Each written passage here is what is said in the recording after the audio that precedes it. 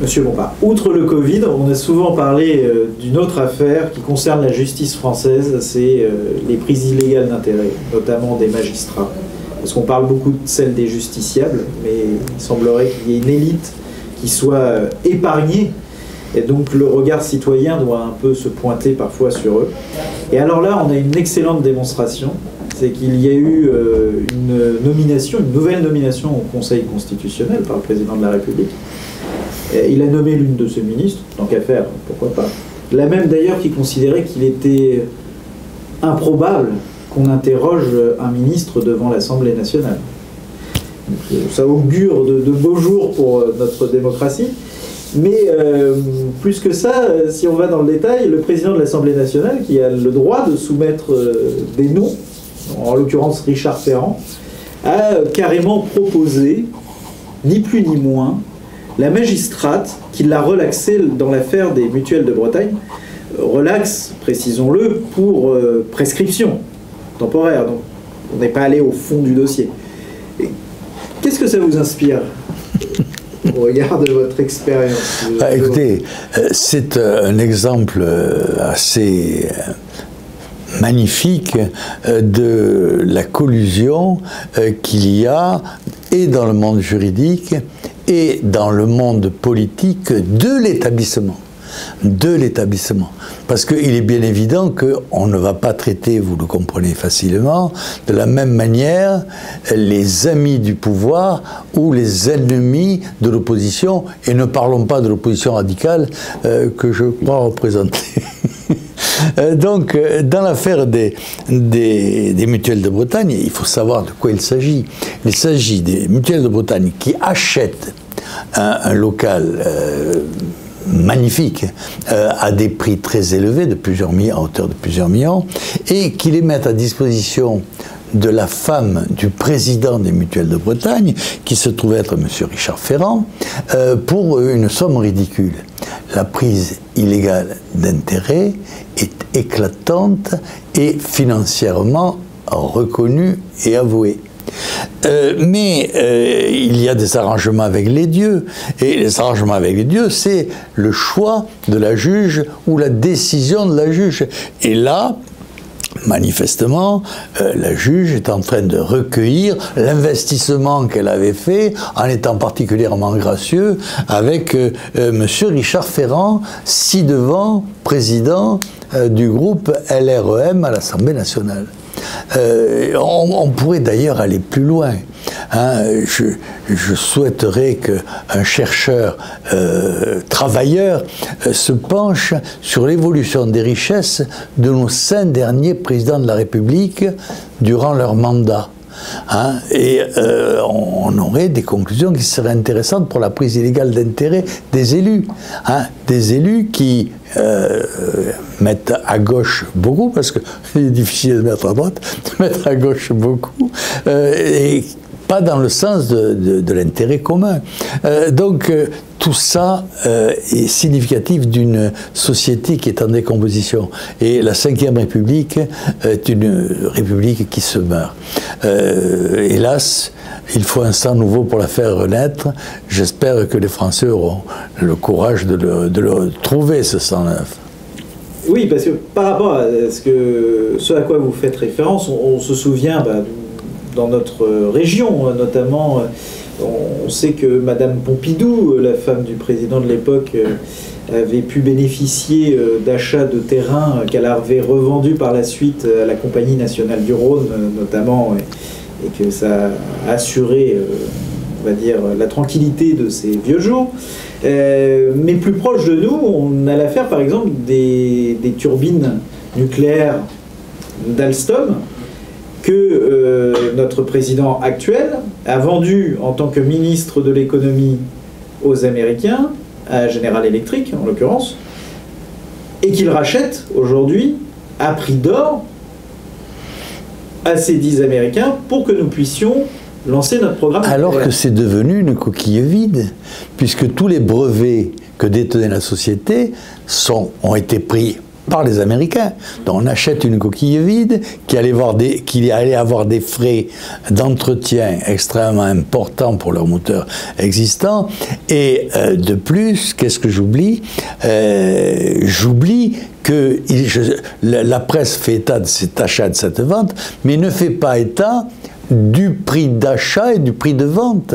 Or, c'est ce qui serait intéressant. Est-ce que la société américaine, combien la société américaine a fait de plus-value, hein? Et d'ailleurs, quand on parle de plus-value, on pense tout de suite à la privatisation des autoroutes françaises, qui régulièrement sont privatisées à un prix, le lendemain les actions flambent, et quelques années plus tard, l'État rachète à un autre prix et revend toujours à un autre prix. Et là, ce yo-yo ne rapporte qu'à certains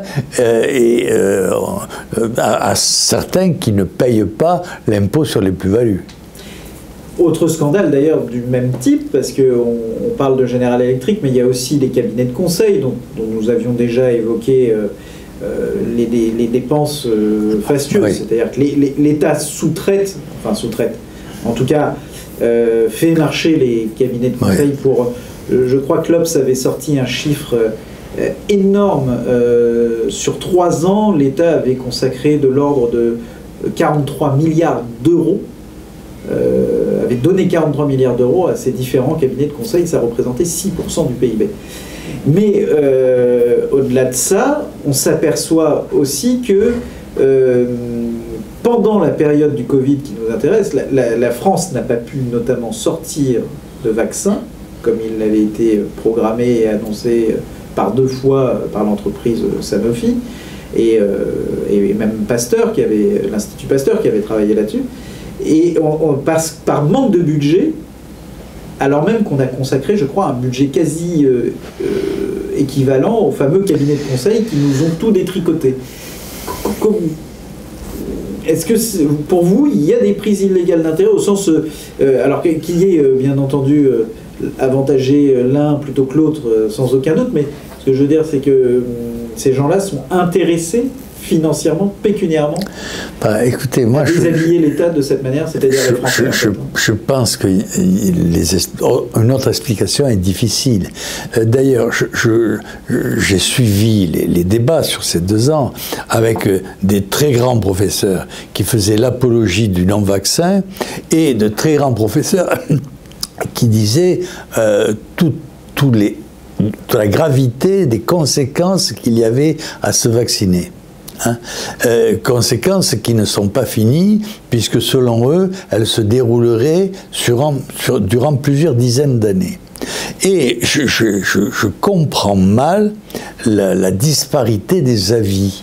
Hein, et j'ai une question à poser, hein, c'est est-ce que l'on pourrait savoir les actionnaires des 2 grands trusts qui ont mis en place ce non-vaccin, qui ont fabriqué ce non-vaccin, qui a dégagé des profits colossaux, hein, plusieurs milliards par jour pour l'un. Est-ce que les médecins qui faisaient l'apologie de ce non-vaccin étaient actionnaires de ces labos?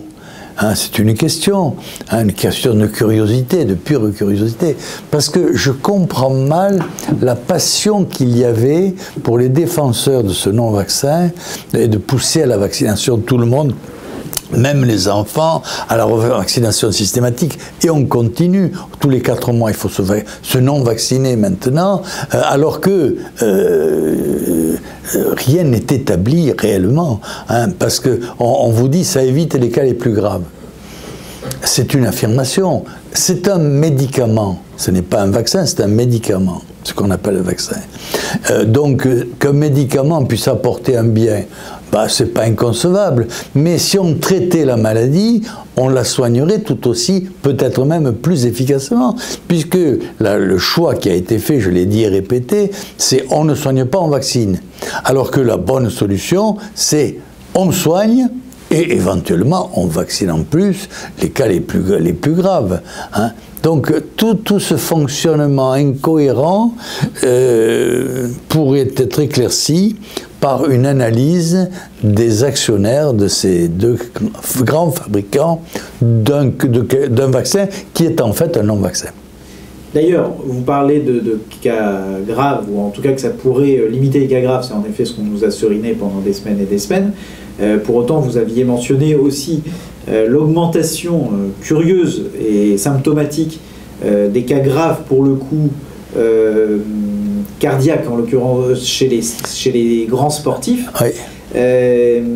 Tout récemment, chez les jeunes, je ne sais pas que chez les grands sportifs. On a le tennisman qui a refusé, Novak Djokovic, qui a fait une conférence de presse pour dire je ne me vaccinerai pas parce que c'est dangereux pour mon corps. Bien sûr. C'est donc sans doute qu'il existe d'ailleurs, puisqu'on imagine que dans le sport, il y a des médecins plutôt capés qui exercent. On imagine en effet qu'on a des retours d'expérience et d'analyse qui commencent à être plutôt négatifs. Il faut dire, ce n'est pas quantifié, mais tout le monde connaît dans son relationnel des vaccinés qui ont eu des accidents ou mortels ou gravissimes. Hein. Tout le monde en connaît. Enfin, moi, pour ma part, j'en connais. Vous en connaissez. D'après ce que je sais, je n'ai pas trouvé quelqu'un qui a dit « Oh non, moi je connais que des cas bénéfiques ». Il y a des aléas. Ce qui n'est pas normal d'ailleurs, parce que tout remède a ses réactions, hein, mais là on nous nie toute réaction et on nous vante quelque chose, et on sait même que certains décès qui ont été marqués sur le Covid ne l'étaient pas forcément, etc. Enfin,